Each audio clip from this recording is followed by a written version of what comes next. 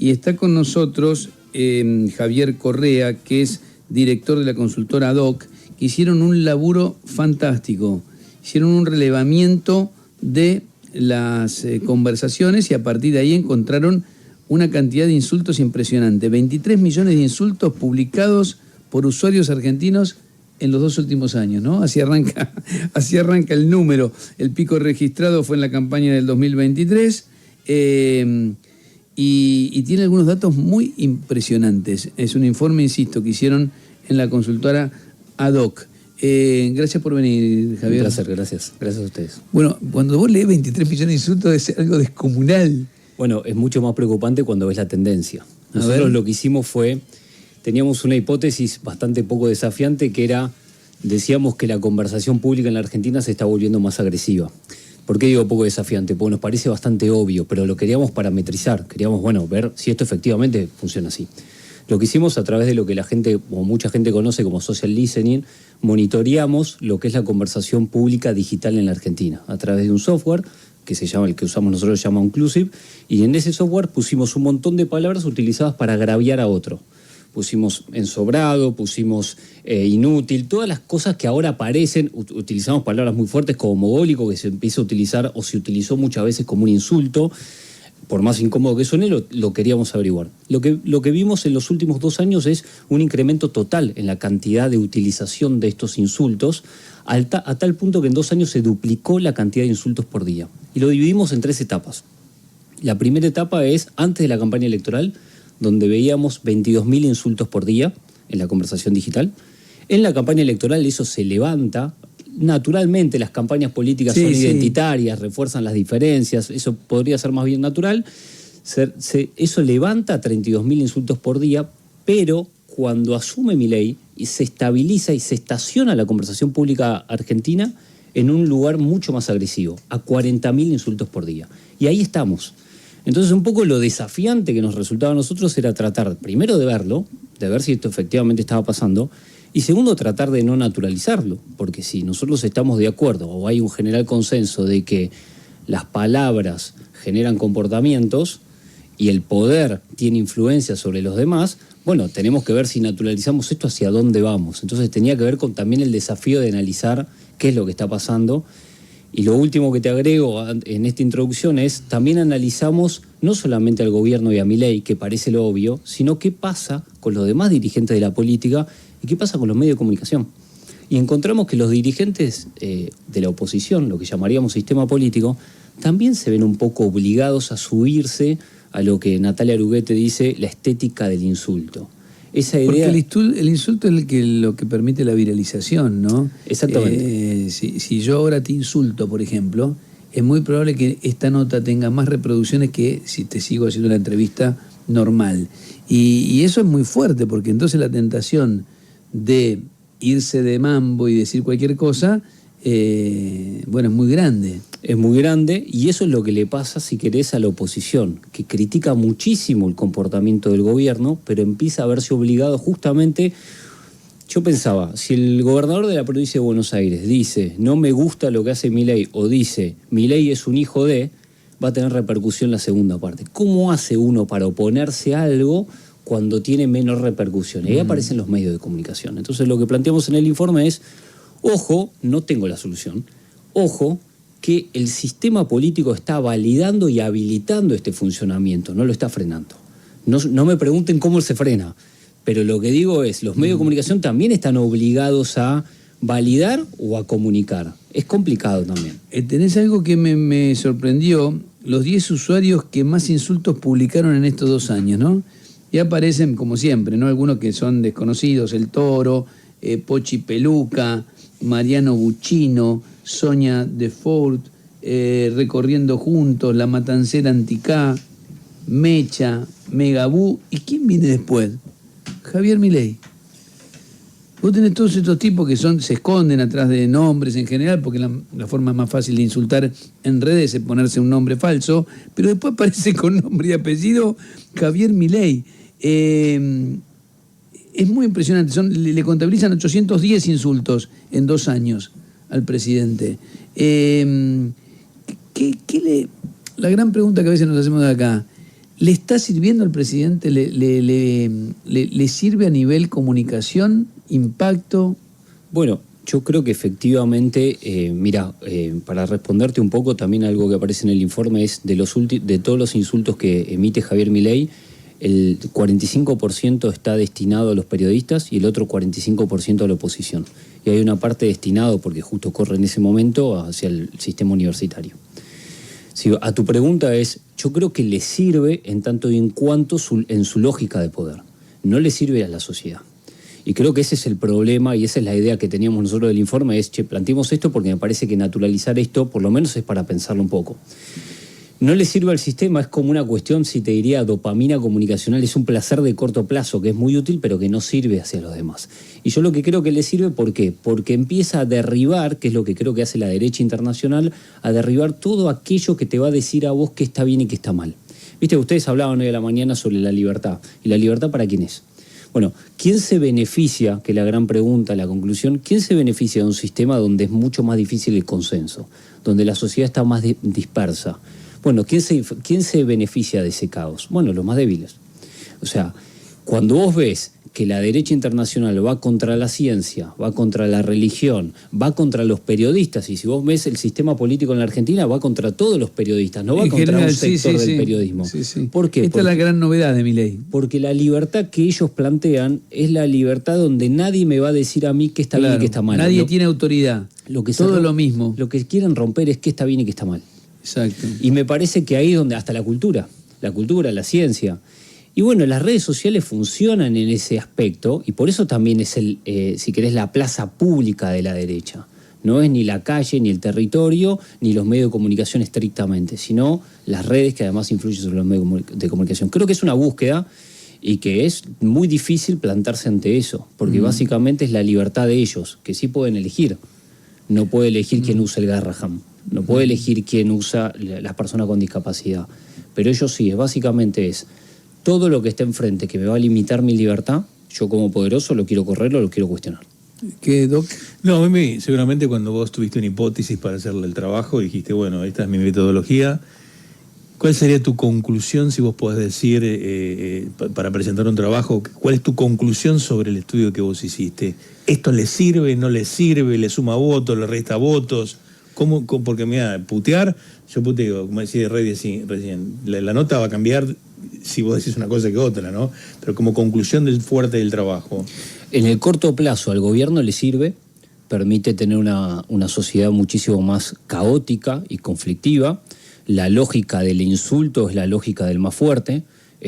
Si asumimos que el poder genera influencia sobre los demás, de hecho es una definición de poder, la capacidad que vos tenés de influir sobre los demás, mientras más capacidad tengas de utilizar tu fuerza, más poder vas a tener, entonces se retroalimenta a sí mismo. Creo que no le sirve a la sociedad y creo que las redes sociales tampoco sirven, así como están liberadas. Biden hablaba del nuevo complejo tecnológico mundial. Bueno, básicamente es una sociedad postdemocrática en donde se utilizan algunas instituciones democráticas, pero que en realidad el poder lo tienen algunas élites. Antes se hablaba de la industria armamentista, ahora se habla de la industria tecnológica. Bueno, yo creo que en ese sentido no vamos hacia un mejor lugar, pero si le sirve a Milei o no, concretamente me preguntás, yo creo que sí. Lo cual es malo en términos sociales y de cohesión social. Vos decías que de alguna manera para sobresalir también insultás y que algunos sectores de la oposición se suben a eso. Grabois es un ejemplo. Bueno, ¿no? Grabois es hicimos un análisis de los últimos 90 días. Milei tiene 96 insultos en los últimos 90 días. Bueno, Grabois tiene 20. Por supuesto que comparado con Milei parece poco, pero sí, es un montón. Entonces, la pregunta es, acá es donde yo planteo me parece como la gran derrota del progresismo. La gran derrota del progresismo es que hay valores que se van perdiendo y que tienen poca validez social, como por ejemplo la cohesión, la empatía o el respeto por el otro. A la idea de subirte a esa estética del insulto, vos estás siendo derrotado. Después, me preguntás a mí, bueno, no sé, Gandhi hubo uno en la historia, después estuvo, digamos, creo que habrá que ver qué alternativa hay. Ustedes acá en esta radio hablan mucho sobre la generación ansiosa, ¿no? El libro. Hay otros libros también, está La fábrica de cretinos digitales y Las redes del caos. Es la acumulación total de la evidencia que el funcionamiento actual de las redes sociales le sirve solamente a un sector y a una élite de la sociedad mundial y que al resto los arruina. Bueno, esto lo que hace es alimentar eso. Es el Paco de nuestras sociedades. Y eso es lo que está pasando. A mí me genera duda, tal vez es una duda boba, pero si el insulto invalidó totalmente el debate o solamente hizo más virulenta la discusión. Es decir, yo te digo, boludo de mierda, no podés opinar porque, y te doy un argumento en contra de lo que vos me estás planteando, o simplemente te invalido con el insulto y dejo de responderte. Las dos cosas, porque no solamente que invalide el debate, sino que además separa y distancia sociedades y no vas hacia ningún lugar. También las redes que provocan diversas comunidades. Si vos estás en una comunidad determinada, por ejemplo la libertaria, y el presidente te dice vamos a un 17.000% de inflación, vos eso lo vas a creer, y lo vas a creer de verdad, genuinamente. Ahora, estás en una comunidad opositora, te dicen alguna barbaridad del presidente y también lo vas a creer. Y finalmente no se encuentran esas comunidades. Son como realidades paralelas, son sociedades que no se cohesionan, se dispersan. Bueno, ¿hacia dónde vamos? Yo no lo sé, pero que preocupa. Pero ya no estamos hablando. Pero sí, ya estamos en eso. Pensaba en lo de Grabois, y hoy hubo un ejemplo clarísimo, ya perdí la cantidad de papeles que tengo, pero... de Fagioli. Fagioli, por ejemplo, que es del sector de Grabois, cuando le contesta Marra por el tema de la gente de calle, mete pedazo de hijo de puta y más abajo sos un cagón y una basura. En el mismo tuit. En este caso es alguien de Grabois a alguien de La Libertad Avanza. Pero creo que con el mismo objetivo, ¿no? Por eso planteamos esa derrota cierta del progresismo, en el cual se ve obligado, realmente es muy difícil salir, de para estar establecido en una conversación en donde la gente te escuche, tengas que utilizar esas herramientas. Y lo que está faltando es otra propuesta. Probablemente lo que está faltando es un ciclo que en algún momento termine. Si este ciclo sigue manteniendo la percepción de la opinión pública, ahora me meto en opinión pública, la idea de estabilidad, bueno, yo creo que esta estabilidad tiene un costo muy alto social, pero que se va a seguir alimentando. Es como Milei con esta estabilidad, como si hubiese activado la cláusula de expectativa, o sea, mantiene expectativa con la baja de la inflación. Ahora, bueno, si del otro lado no hay una propuesta real de una estabilidad, pero con cohesión social, bueno, parece muy difícil. Sí, ahora no hay nada, por lo pronto. Nada, juega solo. Por lo pronto del otro lado no hay nada. No, pero yo estaba pensando, perdón, que, o sea, hay otras alternativas, como por ejemplo, vos encontrás un Horacio Rodríguez Larreta que cada vez que tuitea lo hace desde la moderación, y vos lo lees y acostumbrado a esta virulencia, decís, qué tibio lo que está poniendo, que es parte de la lógica en la que estamos entrando. Es así, pero si vos vas a opinión pública y algunas... Mira, te voy a recordar la pandemia. La pandemia tenía una valoración enorme al principio, antes del cansancio del hartazgo. La foto Kicillof, Larreta, Alberto. Sí. La verdad, los tres volaban en opinión pública. Sí, tenían una imagen positiva, no sé, el 70, 80. Eran los tres Churchill en su mejor momento. Sí. Bueno, eso en la sociedad argentina todavía está. A mí me da la sensación que la cultura política argentina puede estar en un proceso de transición. ¿Por qué? Porque la cultura política de una sociedad democrática que valore el consenso, en esto durante mucho tiempo puede estar en un proceso de transición hacia un lugar peor. Lo que digo es, yo creo que hay un montón de gente que piensa que bueno la reta, moderación y demás, pero a la hora de ver las redes sociales, los medios de comunicación y la política, parecieran que no están. Están sobre representados. Es muy interesante lo que marcaste recién, de que todo lo que son las redes sociales, y esto le sirve a un pequeño grupo y le destruye la cabeza a todo el resto. Vos sabés que eso hay toda una corrida internacional, la búsqueda. Se han intensificado las búsquedas en Google de cómo desintoxicarme de las redes en los últimos 6 meses.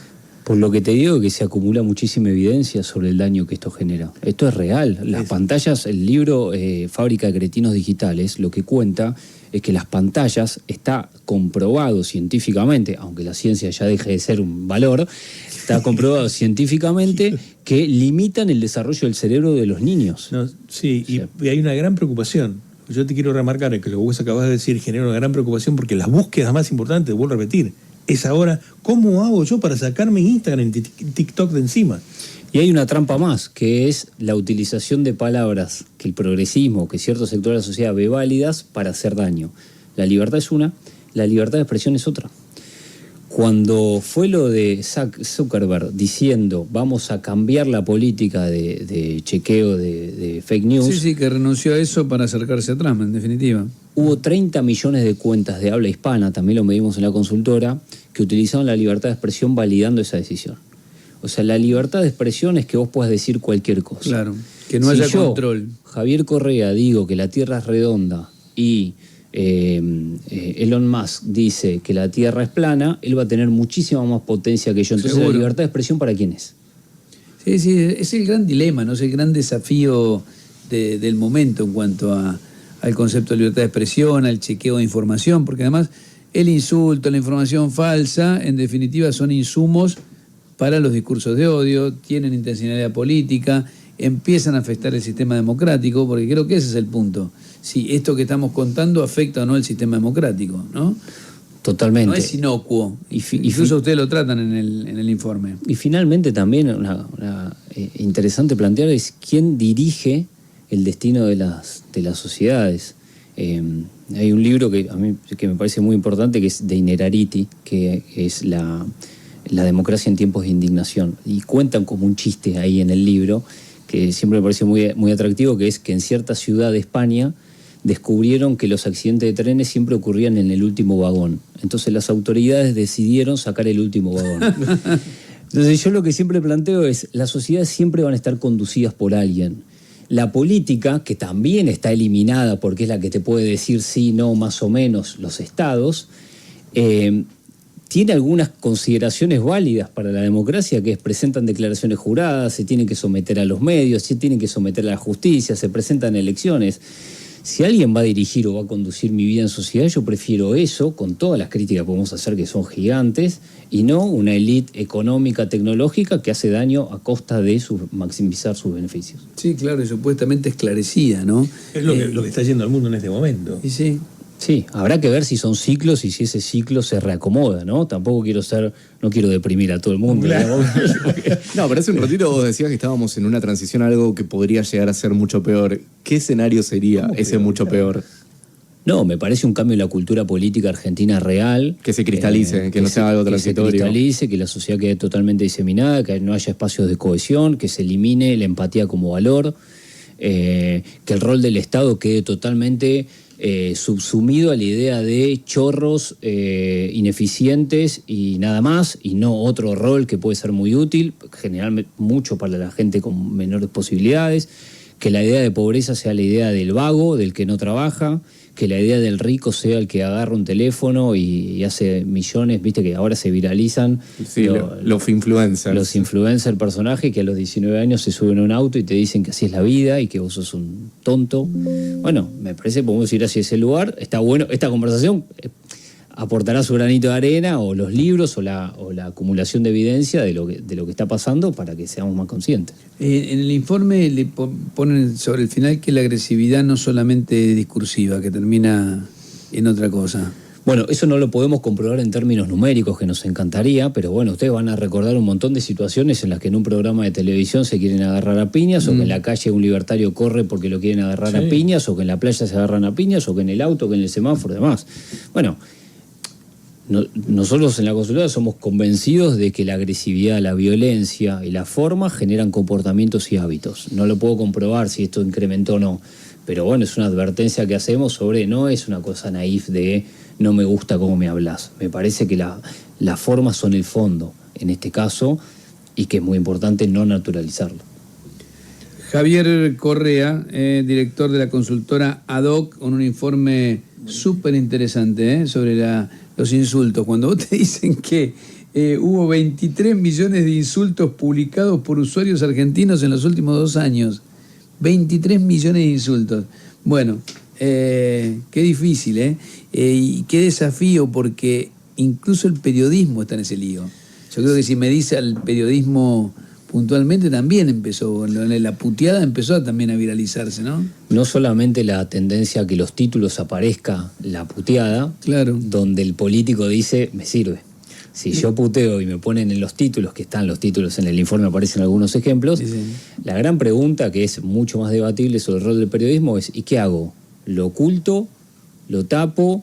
¿Lo muestro? ¿Hago periodismo? ¿No hago periodismo? Tampoco tengo la respuesta, o probablemente tenga mucho más trabajo realizado en ese sentido. Sí. Creo que es todo un tema a debatir. De esos 23 millones de datos que tenés, ¿pudiste diferenciar cuánto vienen de políticos, cuánto viene, o sea, si tenés segmentado cada cosa? Lo podés hacer, no lo hicimos en este caso en el informe, lo que quisimos es ver la conversación global. No lo hicimos, pero sí aparecen los medios de comunicación. Los medios de comunicación, Siempre esos son 23 millones de medios de comunicación, ¿cuánto tenés?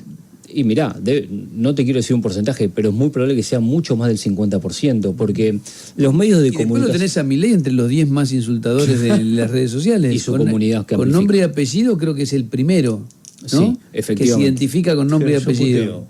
Claro, pero Yo puteo mucho. ¿cambiaría algo la cosa si se eliminara el anonimato en redes sociales? Bueno, yo creo que sí. Estoy seguro que de alguna manera una mala palabra en este contexto es hay que regularlo. Todo lo que hace mal a la sociedad vos lo tenés que regular. Yo creo que eso es una medida y que hay muchas más. Que la idea de la libertad de expresión no es una idea democratizadora, es una idea que pone adelante algo para beneficiar a los más Insultar poderosos. no es libertad de expresión, Javier. Es otra No, cosa. yo estoy de acuerdo, es digamos. polémico. No, pero es polémico. En un punto sí. El tema es cómo usás y qué hace el Estado con eso. Porque en principio en un sistema democrático, yo pienso mucho en esto, en un sistema democrático todo lo que es palabra y no es acción debería estar permitido. Te lo debería condenar el mal gusto, la gente diciendo Claro. este tipo que insulta no lo escucho, Eso. este tipo es un desagradable. Lo que pasa es que está pasando al revés. Está de alguna manera premiando el insulto.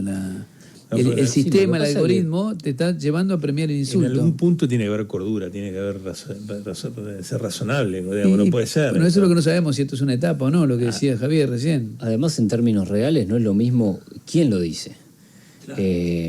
Ahí me parece que también habría que establecer. Por eso también, si el periodismo marca, si la ciencia marca, si la cultura marca que algo está mal, eso lo vamos a correr, porque no quiero que desde el poder me limiten. Claro.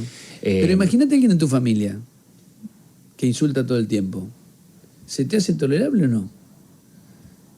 Para alguna gente sí, para otra no. Imagínate a alguien, no sé, tenés un tío y te viene a comer, no sé, o un primo, y te viene a comer a tu casa todos los días y todo el tiempo está puteando. ¿Cómo lo manejás? ¿Cómo lo llevas? Sin embargo, estamos teniendo una tolerancia que no le tendríamos a un tío. A muchísima gente. ¿No? Bueno, vos sabés que esto también fue evolución de las redes sociales. Antes las sociedades aislaban determinados comportamientos. Entonces, básicamente uno se recluía si tenía un comportamiento que la sociedad no validaba. ¿Qué hicieron las redes sociales? Los comportamientos que aislaba la sociedad naturalmente empezaron a encontrarse en comunidades. No Y está tan muchos- mal ser fascista en las redes. Claro, por ejemplo. es decir, hay un montón como no yo. está tan mal ser antisemita, Pero, mira, ponele, o homofóbico. Hay un montón como yo, decía un antisemita. Claro. Entonces ya no está tan Resulta mal. que se puede Empieza- putear. La verdad que a mí me parece que tal cosa, ¿no? Igual, Es un tema. yo creo que igualmente me parece que si vos las redes sociales van a quedar, no se van a ir y son parte del sistema, ¿no? O sea, el tema es la persona, no la red social. Como vos dijiste, hay gente que le sirve y hay gente que realmente le hace muy mal. Nosotros como comunicadores que generamos, y en este programa de la mano de Rey, se le da mucha importancia al valor de la palabra. La palabra no va a ser una palabra fuera de lugar, creo, en este programa. Creo que eso tiene que trasladarse a otros medios, ¿no? Y tiene que expandirse de alguna manera, ¿no? Y no pasa. No pasa, yo creo que también sigue siendo una novedad y esta acumulación de evidencias sobre el daño que las redes sociales generan en la salud personal, saca a las sociedades, a la salud personal, ayudarán a que, bueno, en algún En momento... algún momento se va a entender como un problema. Todavía no lo entendimos como un problema. Sí. No entendemos que la adicción al teléfono es un problema. Entonces, bueno, hasta que no lo veamos, ahora empieza a haber resultados científicos que dicen, che, genera esto y esto. Pero limitaciones en el desarrollo del cerebro, Bueno, angustia, claro. suicidio, Mañana voy a estamos traer- hablando de hay un cosas trabajo- muy importantes. Un ¿no? trabajo enorme de esta semana que muestra claramente eso es lo que vos estás contando, de cómo impacta y por qué se genera la adicción igual que el tabaco, igual Sí, que sí, el sí. alcohol, el bendito Instagram o TikTok. Es fantástico lo que está pasando en el cerebro de las personas, de millones, ¿no? Hasta que se no, está pasando. Me incluyo. hasta que no lo registremos como un problema, entonces vamos a dejar que todo siga así. Cuando entendamos que está teniendo consecuencias graves, incluso que afecta al sistema democrático, no solo a la salud de la gente y de los chicos, no lo vamos a revisar. Algo aparece entre esa acumulación, el presidente de Chile hizo una mención. Sí, O sea, sí, de empieza a poquito. aparecer Bueno, en una por eso conversación algo, ¿no? Empezó algo, sí. empezó a aparecer algo. Como un Pedro problema. Sánchez también fue el que pidió la semana pasada Pedro que Sánchez. se elimine el anonimato, Boric y Lula que se eliminen los teléfonos del Tal vez porque colegio. se les está volviendo en contra también. Paul ¿no? McCartney está pidiendo ahora que la ley proteja a los compositores y a los creadores de música contra la inteligencia artificial. Bueno, empieza un debate, por lo menos. Javier, muchas gracias. Un placer, gracias a usted. Javier Correa, director de ADOC, un lindo laburo, búsquenlo, es muy interesante, sobre el tema de cómo los insultos han copado la discusión pública en la Argentina.